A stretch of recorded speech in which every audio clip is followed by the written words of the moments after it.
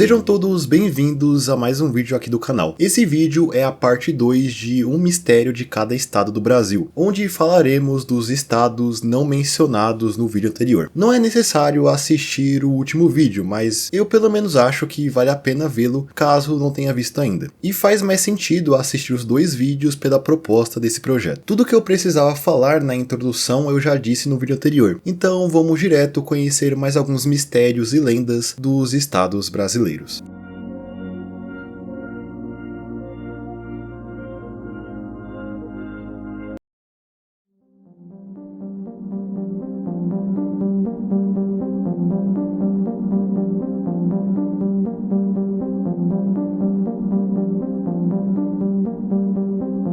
Em 1977, na ilha de Colares, no Pará, os habitantes locais começaram a reportar luzes brilhantes no céu que se movimentavam de forma estranha. Diversos habitantes de Colares viram essas luzes no céu que em certo momento começaram a até atacar os moradores. É dito que parecia que algo drenava a energia das pessoas e até as deixavam com queimaduras pelo corpo. Esse fenômeno ficou conhecido localmente como chupa-chupa. Sim, esse é o nome. Dado ao temor da população local, a Força Aérea Brasileira iniciou uma operação em Colares chamada Operação Prato, nome dado ao formato dos OVNIs relatados pela população. O seu líder era o capitão Wirangê de Holanda, que junto dos seus homens já em Colares também teriam avistado essas luzes sobrevoando os céus, tendo até tirado algumas fotografias desses supostos OVNIs. O próprio capitão Holanda, em uma entrevista feita pouco tempo antes da sua misteriosa morte, diz acreditar que o que aconteceu em Colares era de fato um fenômeno paranormal. Todavia, a Operação Prato foi encerrada 4 meses depois do seu início, com nenhuma conclusão definitiva. Mesmo assim, a Operação Prato se tornou um dos maiores casos de ufologia no Brasil, muito mencionada também com o caso Varginha, levantando ainda muitas questões não respondidas em relação ao que os habitantes de Colares viram nos céus em 1977. Levantando teorias de algum possível acobertamento do governo, assim como mencionado no caso Varginha.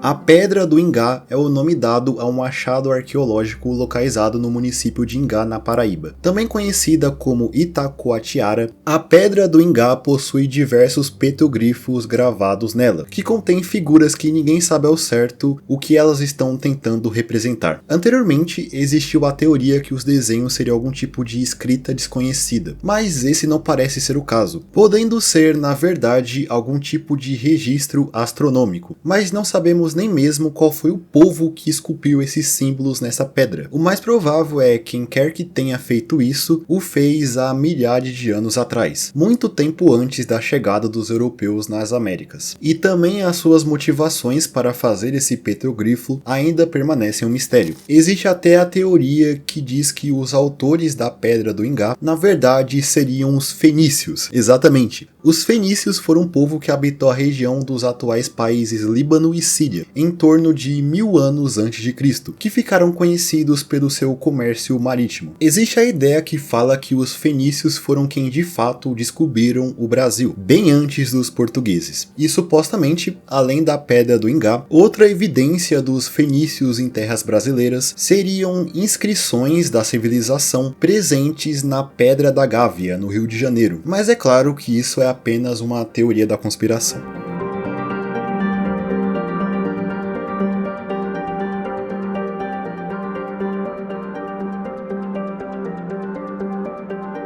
Campo Largo é um município do Paraná, na região metropolitana de Curitiba, e existe uma história bem bizarra envolvendo um criminoso que atuou no município. O maníaco da foice de Campo Largo é o apelido dado a um criminoso que é apenas conhecido na região como Paraibinha. Aparentemente, o seu nome real é desconhecido. Ele costumava atuar na região mais rural de Campo Largo. Era dito que ele matou diversas pessoas se utilizando de uma foice depois de roubá-las, e graças a isso que ele ganhou essa alcunha. Porém, é dito que ele teria morrido em uma briga, ironicamente por um golpe de foice. Mas o estranho disso tudo é que o seu corpo mumificado está atualmente sendo exibido no Museu do IML em Curitiba. Sim, o IML tem um museu e só tem coisa bizarra lá. E existe até algumas fotos do corpo mumificado do assassino disponível, que eu não vou mostrar aqui porque é um corpo, né? Mas a história não para por aí, já que existe algumas lendas em torno do maníaco da foice.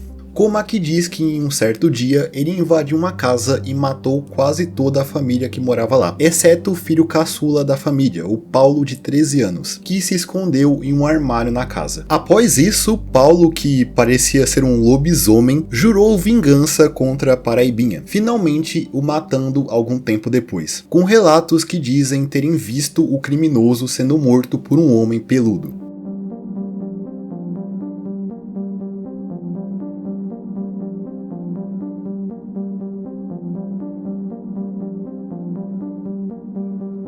No dia 23 de junho de 1970, o corpo de uma garota foi encontrado em uma praia na zona sul de Recife. Ela aparentava ter de 8 a 10 anos de idade. Desde que ela foi encontrada, não foi possível identificá-la. E também não se sabia o que realmente aconteceu com ela para ela ter sido encontrada morta naquela praia. O homem que foi o primeiro a encontrar a garota, chamado Arlindo José da Silva, foi inicialmente considerado um suspeito da sua morte, tendo sido até preso pelo crime. Porém, depois de um tempo, outra pessoa foi condenada pela morte da garota e Arlindo foi inocentado. Esse homem que foi condenado dessa vez se chamava Geraldo Magno de Oliveira, que teria confessado o crime. Segundo a história, ele teria matado a garota após tentar chamá-la para passar uma noite com ele. Mas existem controvérsias sobre o seu caso, já que existe a teoria que ele teria sido forçado pela polícia a confessar um crime que ele não cometeu, através daquele método que você está pensando. Mas de qualquer forma, acredita-se que ele foi preso em 1971, condenado a 19 anos de prisão, e se acredita que ele morreu em cárcere. A garota, por outro lado, nunca foi identificada, e sua identidade permanece um mistério até hoje. Nenhuma família buscou uma menina com as suas características. Assim, ela foi enterrada no cemitério de Santa Amaro, em Recife, e está lá até hoje. Na verdade, o seu túmulo é o mais visitado da cidade durante o dia de finados, onde os seus moradores prestam homenagem à menina desconhecida. O túmulo da garota também tem a mística de ser o responsável por certos milagres. Milagres esses que acontecem com quem visita o túmulo.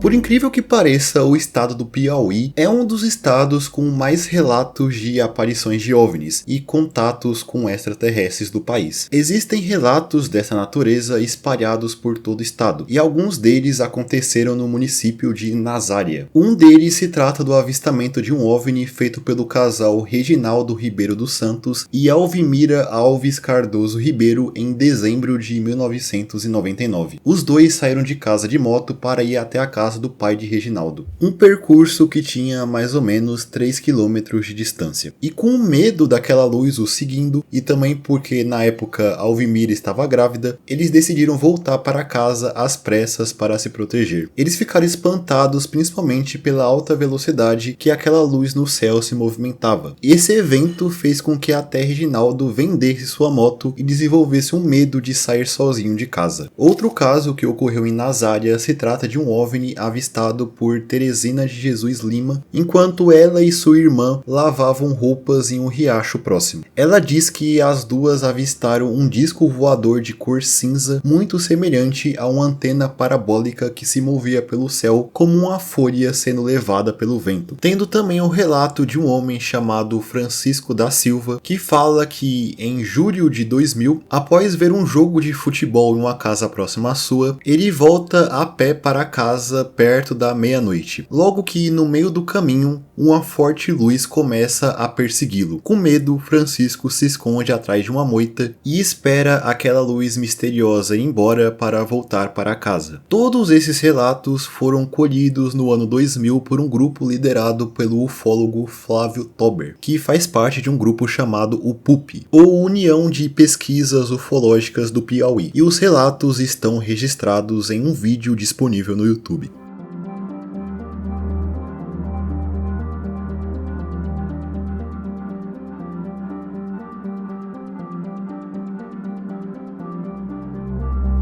Esse é o nome de um caso que aconteceu em 20 de agosto de 1966, nas proximidades de Niterói, no Morro do Vintém, quando um garoto buscando lugar para empinar pipa encontrou nada mais nada menos que 2 corpos pertencentes a 2 homens no local. Os 2 estavam vestindo sobretudos e cobrindo seus olhos com máscaras de chumbo. Próximo deles existia um papel com 2 instruções escritas, sendo elas 16h30 estar no local determinado, 18h30 ingerir cápsulas, após efeito proteger metais, aguardar sinal máscara. Os 2 homens foram posteriormente identificados como Manuel Pereira da Cruz e Miguel José Viana, 2 técnicos de eletrônica residentes de Campos dos Goytacazes. Antes disso tudo acontecer, os 2 disseram às suas mulheres que iriam até São Paulo comprar materiais de trabalho. Logo após isso, eles pegaram um ônibus até Niterói e lá passaram por uma loja de conveniências e compraram uma garrafa d'água. Inclusive, uma pessoa que trabalhava nessa loja percebeu que Miguel estava bastante nervoso e ansioso. Após isso, eles nunca mais foram avistados, sendo apenas encontrados mortos no Morro do Vintém. Apesar de mencionar uma pílula naquele papel encontrado com eles, nenhum exame toxicológico foi feito na época para confirmar se eles tomaram essa tal pílula ou não. Também não se sabe o que essa pílula realmente era. O fato é que as motivações para eles estarem ali e o que realmente os matou é até hoje um grande mistério. Existem teorias que dizem que eles estariam fazendo algum tipo de experimento científico que foi mal sucedido, tendo hipóteses que falam até de um ritual para contatar seres extraterrestres.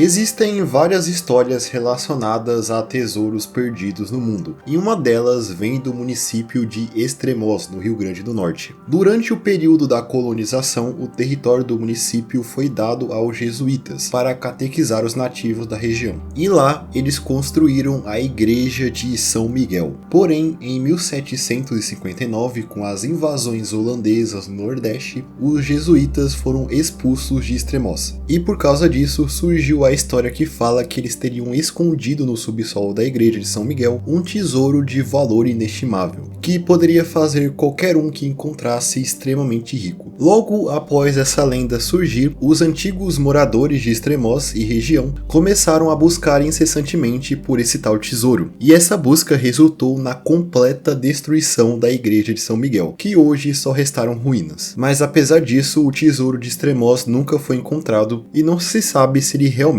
existe ou não.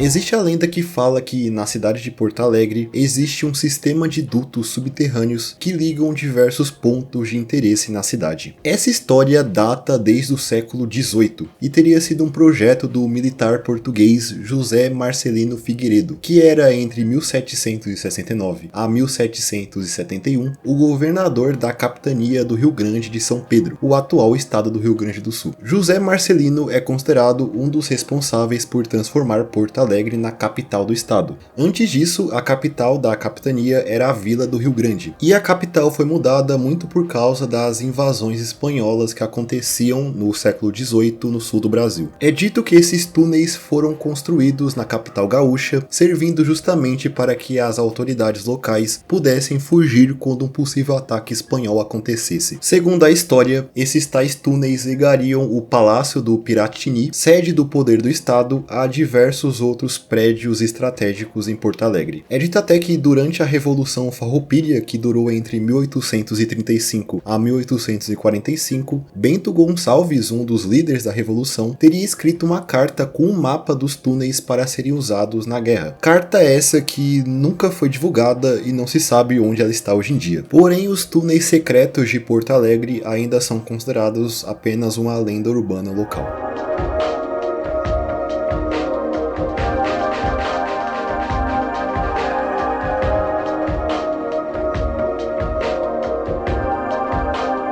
O Índio do Buraco foi o nome dado a um homem solitário que vagava pelas matas do sul de Rondônia. Acredita-se que o índio Tanaru, como também é conhecido, era o único sobrevivente da sua tribo que teria sido exterminada por fazendeiros locais. Os costumes e a língua de seu povo, e que ele também carregava, são completamente desconhecidos. Ele ganhou o apelido de Índio do Buraco pela sua prática de fazer buracos no chão para ter algum tipo de abrigo durante a noite. A FUNAI sabia da sua existência desde 1996, mas decidiu não estabelecer contato com o homem, que viveu sozinho por vários anos, até que ele veio a falecer em 23 de agosto de 2022, dando assim um fim à sua cultura desconhecida.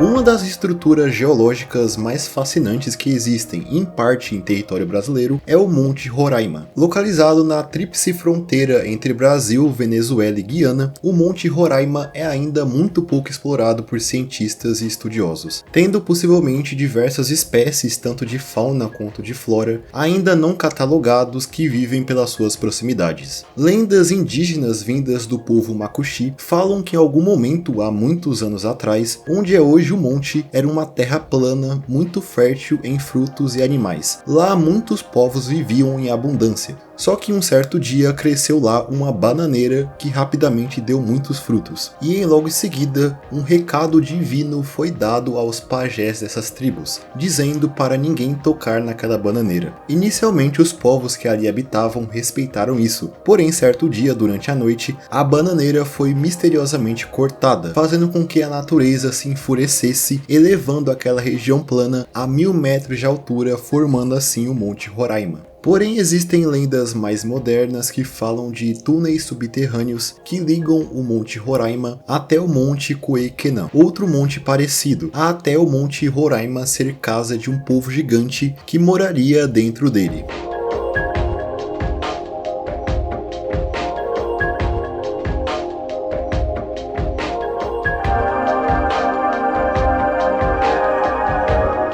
O município de Urubuci, em Santa Catarina, é conhecido pelos seus sítios arqueológicos que possuem diversos petroglifos e inscrições rupestres deixadas lá, possivelmente por povos que habitaram a região há centenas, se não milhares de anos no passado, sendo uma das localidades mais famosas um rosto bem estilizado encravado em uma pedra. Porém, existe outra coisa que chama atenção no município, sendo uma pedra que contém diversos desenhos cravados nela, e muitos desses desenhos são figuras humanas que lembram homens barbados, que, como sabemos, os povos indígenas daqui da América do Sul não costumam possuir barbas, o que levanta teorias de isso ser um objeto que não pertencia aos povos originários do Brasil, mas sim de algum povo vindo do Oriente Médio ou Europa, trazendo novamente aquela ideia dos fenícios, tendo até pessoas que falam que nessa pedra existe uma possível representação reptiliana nela. Pois é dito que esse artefato foi comprado por um colecionador de Joinville, que teoricamente estaria em posse desse objeto hoje em dia, sendo um objeto de interesse de entusiastas de arqueologia proibida. Só existe apenas uma única imagem desse tal artefato na internet, que parece ter sido tirada de um livro, também não tendo muitas informações sobre ele disponível na internet.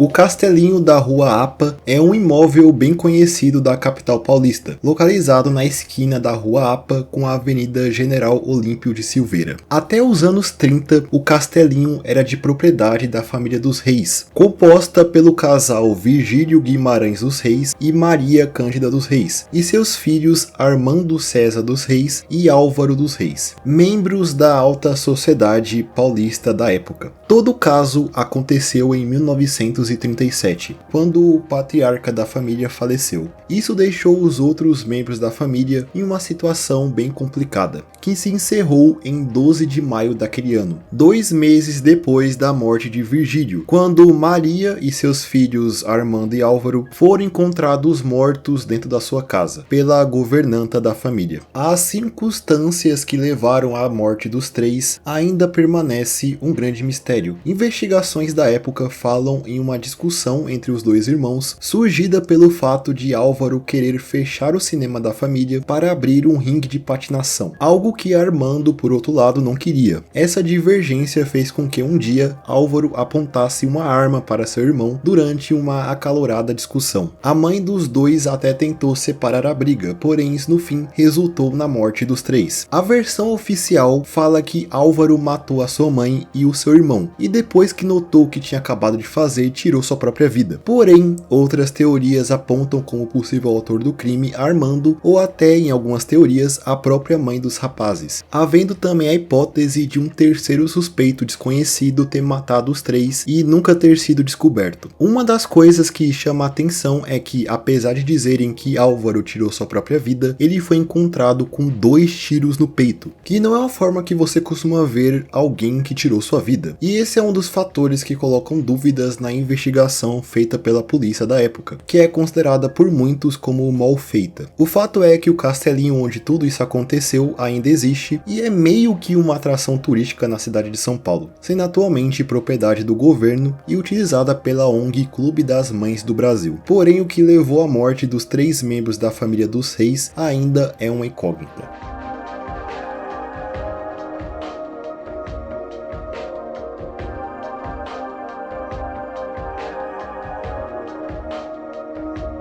Existe uma história que corre por comunidades próximas à Serra do Itabaiana, em Sergipe, que falam sobre um carneiro com a pelagem dourada que existiria nas densas matas da serra. É dito que esse carneiro é um guardião de um tesouro de valor inestimável. É dito que quem capturasse o carneiro conseguiria ter posse desse tal tesouro. Essa é uma lenda bastante popular na região da Serra do Itabaiana, com muitos moradores locais jurando que já viram de relance o animal dourado entre as árvores, dizendo até que ele costuma aparecer em um período específico do ano, lá para o início dele. Mas apesar disso, não há relatos de ninguém que conseguiu realmente capturar o animal. Apesar de ser uma história bem famosa nessa região, é possível ver histórias semelhantes sendo contadas por outras regiões do Nordeste, como o Piauí, por exemplo, sempre sendo contada próximas às regiões serranas.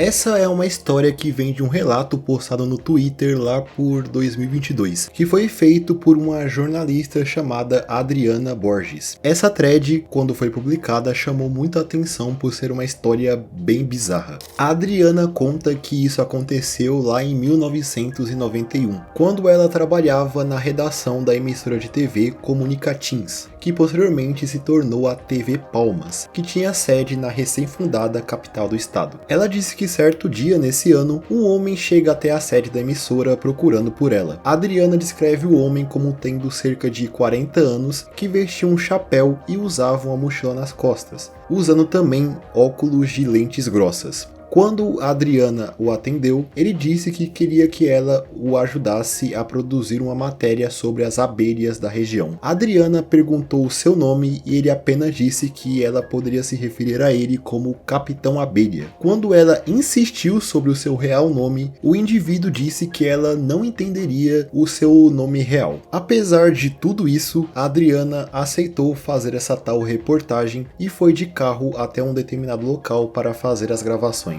Ela diz que o homem tinha um conhecimento profundo sobre abelhas dizendo que ele parecia ter vivido por anos dentro de uma colmeia. Enquanto ele falava, Adriana reparou que o formato da sua cabeça era bem diferente, tendo uma forma meio oval. Além disso, a cor dos seus olhos também chama atenção, sendo algo entre o amarelo e o verde, mas não sendo nenhuma dessas cores. Adriana disse que gostou bastante de fazer essa matéria, e ao fim dela, ela e sua equipe deixaram o homem na serra onde a reportagem foi feita, isso vindo de um desejo dele mesmo. Após isso, o homem a visitou mais algumas vezes na emissora, dizendo que até vivia em um morro localizado nas proximidades, onde não existia nenhum tipo de habitação, certa vez até a presenteando com um ramo de flores cinzentas, além de dar a ela um livro que falava sobre civilizações intraterrestres. Certo dia, em uma conversa que os dois tiveram, o homem disse que se lembrava de um dia que Adriana avistou uma forte luz no céu que a deu muito medo quando ela tinha cerca de 9 anos. Ela disse que essa tal luz entrou pela janela da sua cozinha, tentando de alguma forma se aproximar dela. Ela também diz que na época sua mãe não conseguiu ver essa tal luz. Ela ficou surpresa de uma pessoa desconhecida saber disso, já que ela nunca havia contado essa experiência para ninguém.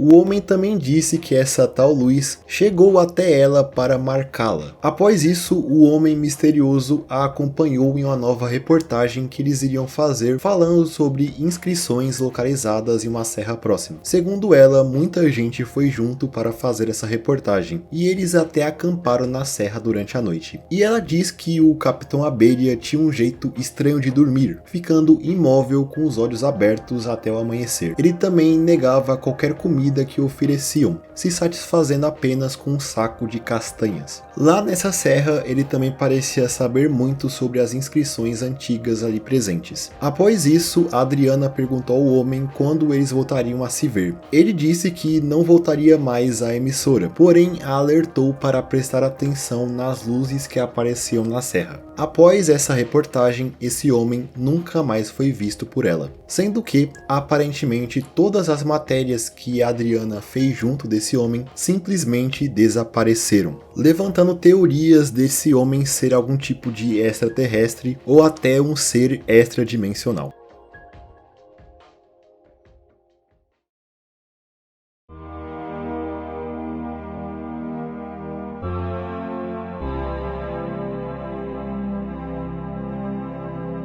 Então eu acho que é isso. Esse foi o fim do projeto de visitar um mistério de cada estado do Brasil. Admito que foi bem interessante fazer esses dois vídeos que deram bastante trabalho, especialmente na parte da pesquisa. Mas de qualquer forma, espero que tenham gostado do vídeo. Se sim, não se esqueça de deixar um comentário aí embaixo, deixar o seu like e se inscrever no canal para mais vídeos como esse no futuro. E no mais é isso, espero todos vocês em um próximo vídeo. Até mais!